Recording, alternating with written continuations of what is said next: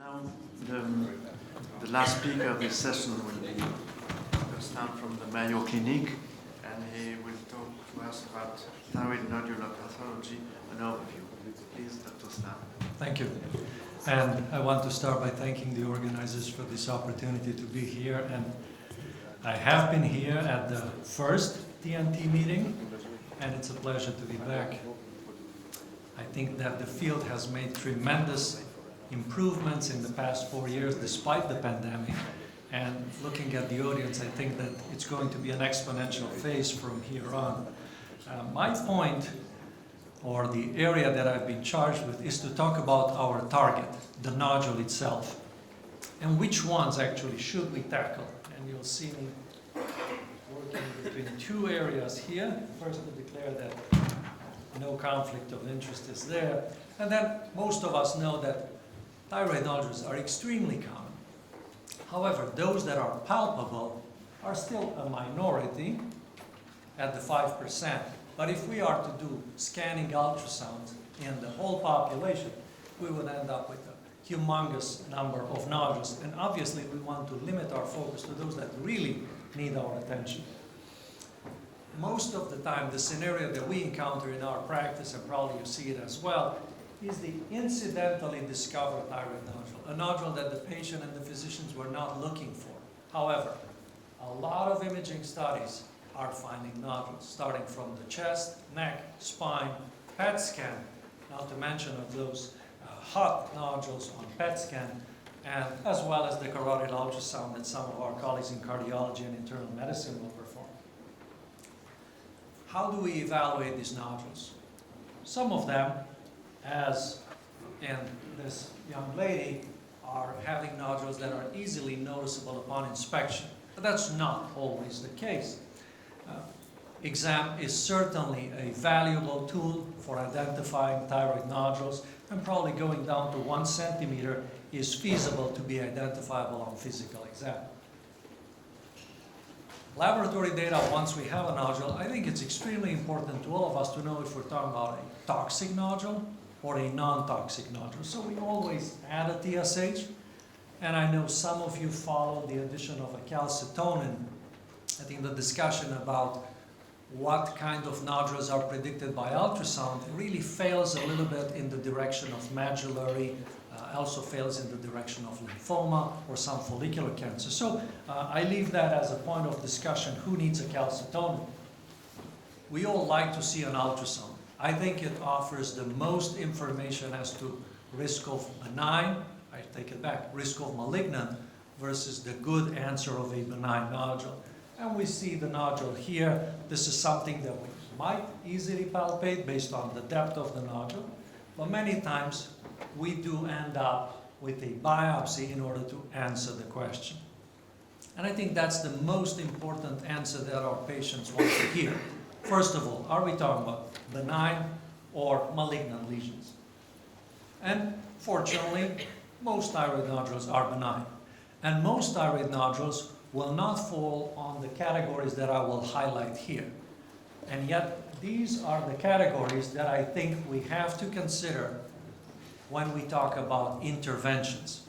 So let's look at the compressive nodules. All of us know that compressive can manifest itself either as dysphagia, probably the most common, dyspnea sometimes, or changes in voice, so dysphonia. A compressive nodule, we might pick it up on a CT, and this is something that I discuss with our trainees. The ultrasound has its limitations when we're talking about very large nodules. When the nodule itself is bigger than our ultrasound probe, probably we fail to understand the anatomy by sticking with ultrasound.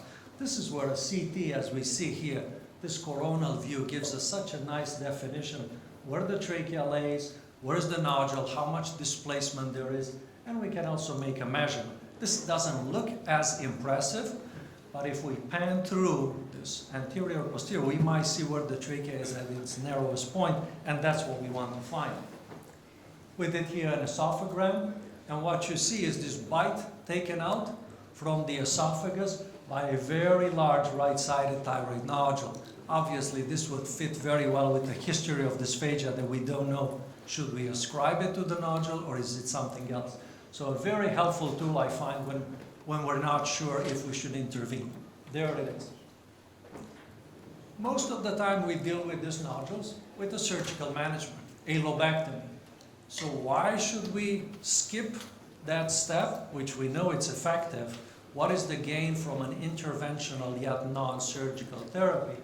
Well, I want to point out, particularly those of us that are endocrinologists know that hypothyroidism becomes more and more of a challenge as the social media makes it sound like it's a life-threatening disorder.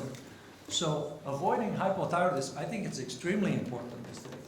Also, the injuries that were already described regarding the recurrent laryngeal nerve, standard surgical complications. We obviously want the best surgeons, but even then, a 1 to 2% rate of complications is probably there.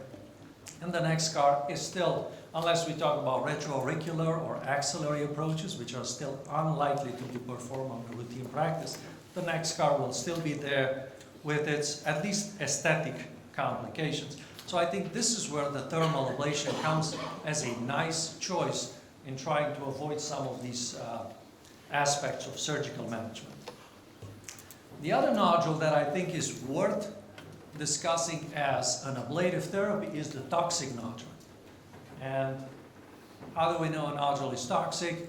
Those of you familiar with iodine scans will probably recognize this hot nodule right here. And what you don't see is the left thyroid lobe. That's hidden there because it's a suppressed TSH.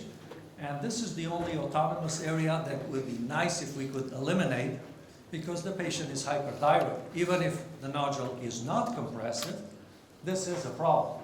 So how do we handle it?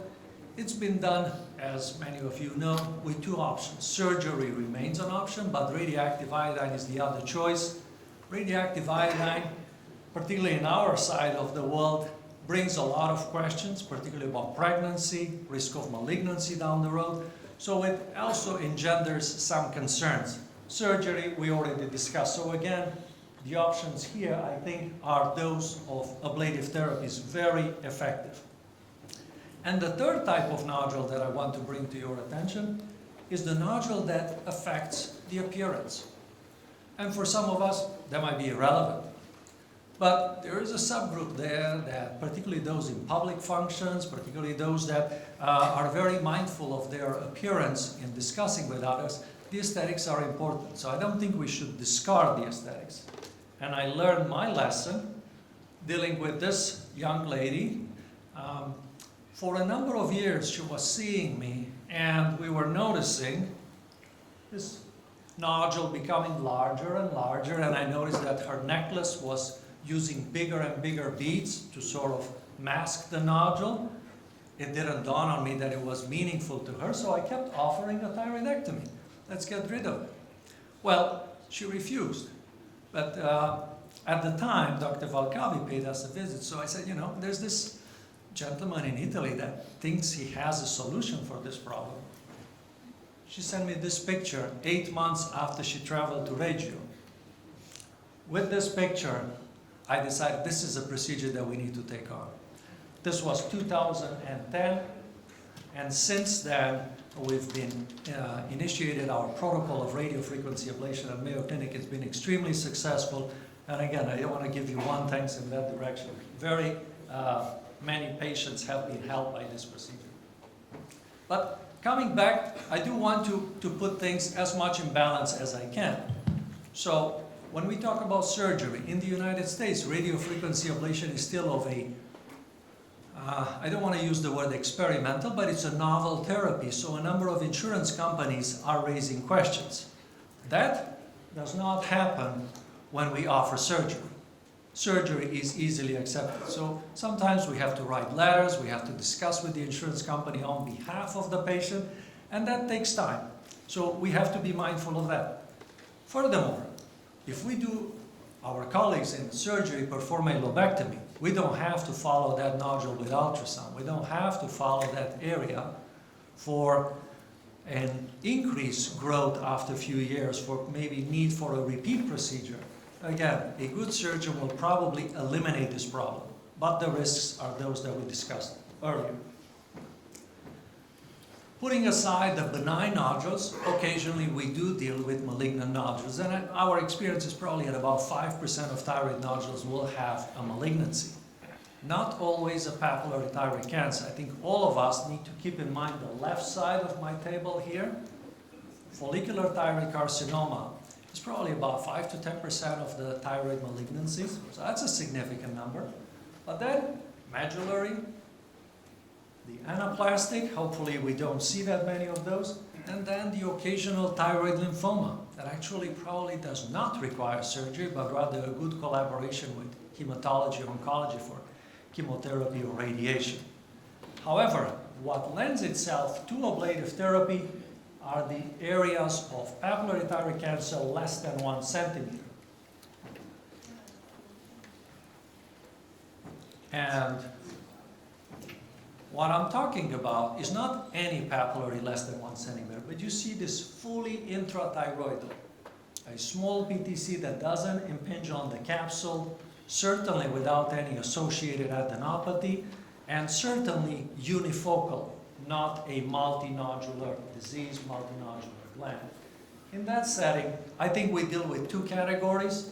The high risk are those that I just excluded by the presence of lymph nodes, a cytology that might give you a hint this is actually a higher grade PTC.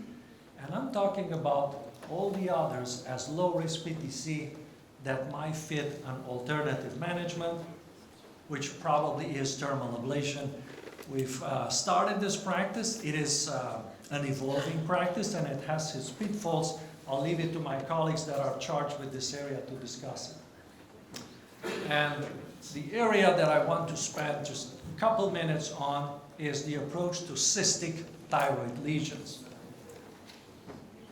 This you would all recognize as a liquid lesion in the thyroid. We see the enhancement posterior to it, and to prove you that it's not a vascular structure, there's absolutely no Doppler flow in it. We see all at the periphery of the nodule. So it's a cyst of about, I don't think I put a measurement, we have it on the previous one,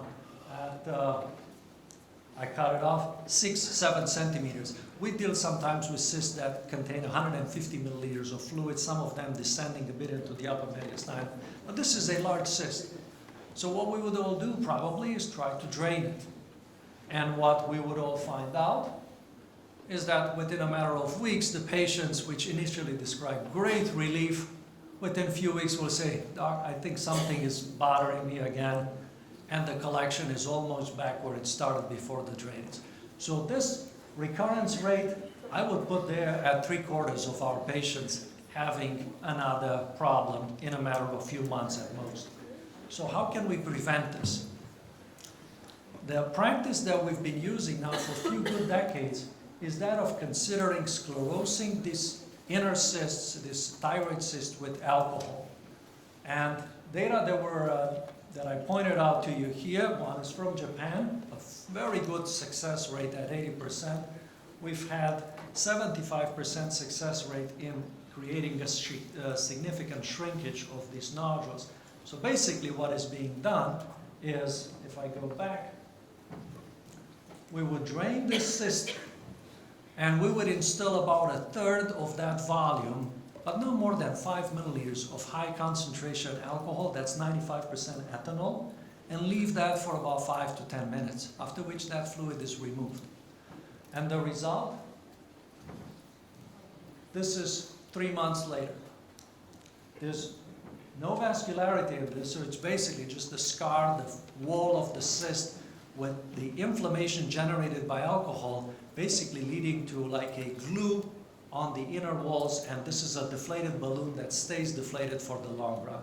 So we've been very happy with the practice of ethanol sclerosis for plain, simple thyroid cysts as opposed to solid structures. So to summarize, I think better have time for discussion, as very common nodules, and yet most of them do not need our help. What is meaningful to us is to identify these categories, those that are compressing, those that are toxic, and those that are causing a distressing social life for our patients, the appearance issue.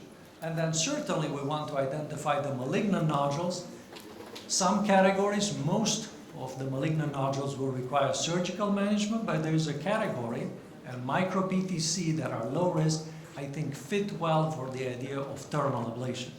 And with that, I'll remind you that thyroid cysts also can be managed non-surgically, and I think the addition of atherosclerosis to drainage is a very nice enhancement to increase the long-term success rate and still avoid surgery. And with that, I thank you for your attention, and I'll be happy to take your questions.